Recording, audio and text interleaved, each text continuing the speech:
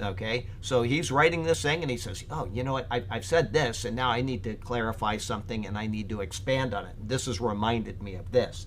Okay, with this thought fresh from his pen, he then says, if anyone teaches otherwise, he has shown that there is to be orderliness in the master-bond-servant relations, and there is to be submission by the slave to the master.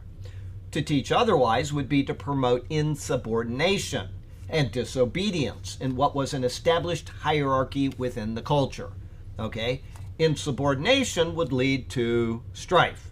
Strife would lead to an unhealthy situation between believers, which is contrary to what the Lord expects in such matters. But instead of being obedient to the command given by Paul, there may arise someone who teaches something contrary. And Paul goes on to say, and does not consent to wholesome words.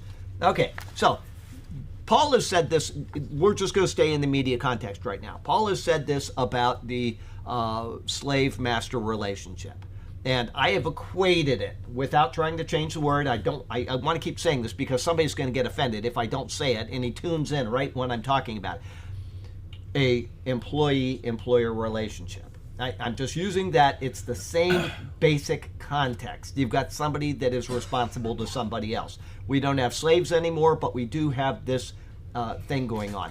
If somebody comes in and I say, Paul says that this is the way this matter is to be handled, okay, we can equate the slave-master relationship to the employer-employee relationship, okay, and you are to, as a person, give your allegiance to your boss and do your best job, not try to get favor and get out of doing your job. Okay, if I say that and somebody comes along and says, well, I don't think you should do that at all. He's a Christian and he should give you a break.